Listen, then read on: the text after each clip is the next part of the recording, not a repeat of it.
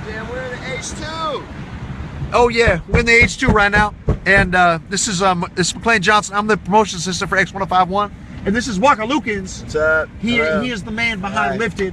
What got you into music, man? How did you get involved? Oh man, I grew up in a musical house. Okay. My brother was 12 when Nevermind came out. Okay.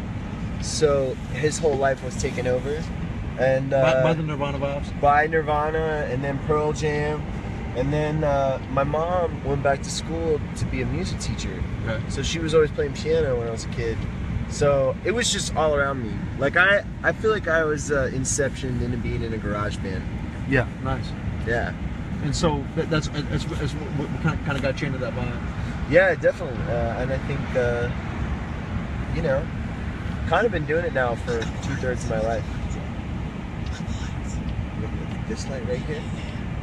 Click the light. There you go. Interview lights. Yeah, there we go. Yeah, better lighting now.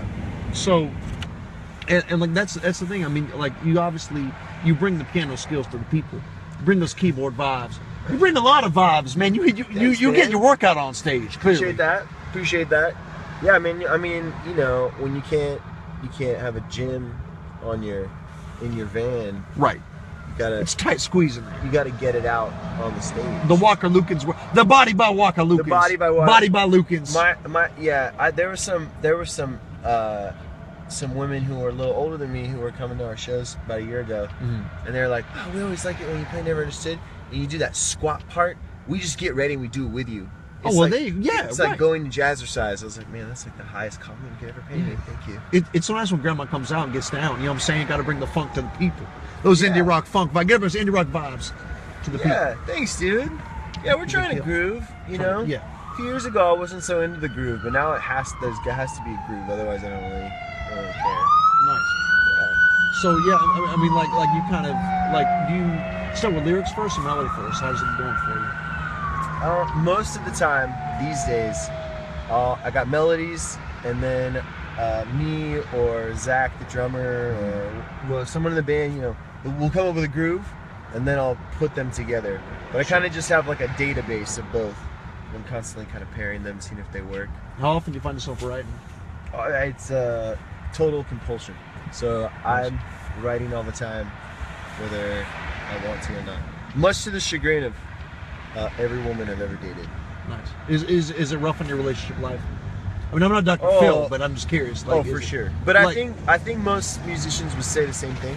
Okay. But like, I'm also I think I might be a little ADD, because I'll be like, oh yeah, you ready to go eat dinner? And I'm like, yeah. And I'm like, hold on. And I sit down at the piano and I got to play for like 30 seconds just so I have like an idea in my head.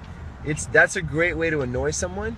And then when you're at dinner, whip out your iPhone to record a voice memo of some idea you had. That's like a great way to like make them more annoyed. And then after you do that, go back to the piano. Sure. Or when you go to a party, find the available instrument, just keep working. Just smash. Yeah. It's a great way to annoy anyone who wanted to date you. But that's the thing, you got to follow the muse. Yeah, totally. And if they can follow the muse, maybe they should try to keep up. That's how I feel. Well, I mean, look, you want to know why? There are a lot of talented people, a lot of people who can write songs. You know, they just quit doing it. Okay. Yeah. You just get polite, and you become more socially graceful. You know, you stop excusing yourself to go play piano. You stop recording voice memos when you're at the middle of dinner. Sure. I mean, it is a terrible habit, but at the same time, if you stop doing it, you know, you might lose it. Right. You have to follow what you need to follow. Without a doubt. Exactly. You got to do it. Yeah. Yeah. So I mean, what advice would you say to musicians just starting out? You say follow the muse, or?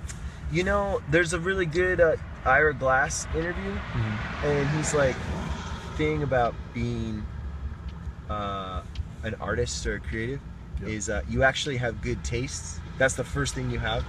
Is like you have good taste. So you try to make stuff, but your stuff is terrible.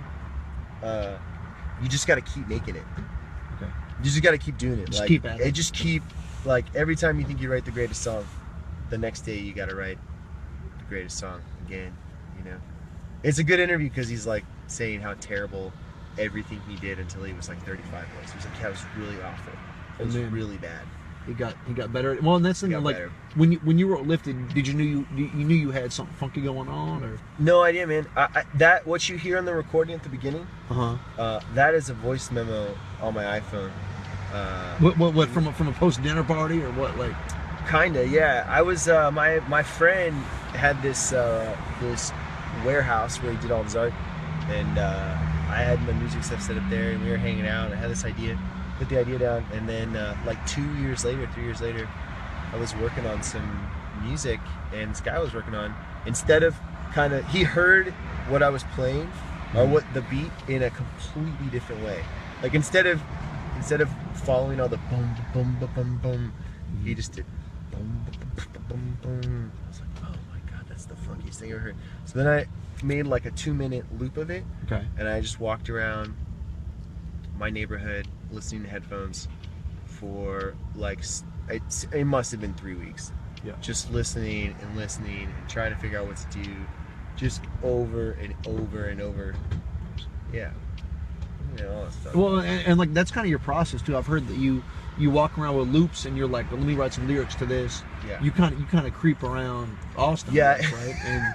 And what are you getting, a Korean taco? And you're like, let me get some jam, let me get some lyricals on this bitch. Like what gets that fire lit up in you? Like you hear some really jams, and then you're like, let's fucking go, or like what does it? You know, I might come in with a little thing, and then I work on it with the sidearms, and we kind of, you know, we'll make it into a little bit more of an idea, and then I'll have a recording, and I'll just listen over and over and over.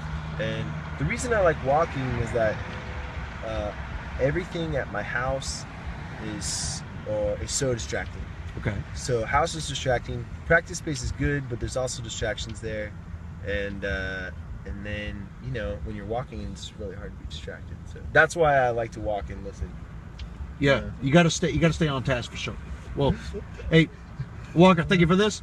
Yeah, you getting molested over here by my bass player. Oh, that's nice. Well, there you go. Damn. Thank you. Nice. Yeah. Well, tell him we brought the funk tonight. Oh, that's nice. Oh yeah, bring these KC Mo vibes here. Waka Lukens loves KC Mo, and X1051 loves Waka Lukens. McLean Johnson loves Waka Lukens as well. Thank you for doing this. Thank you. Hell yeah. Glad to have you here, brother. Beast it.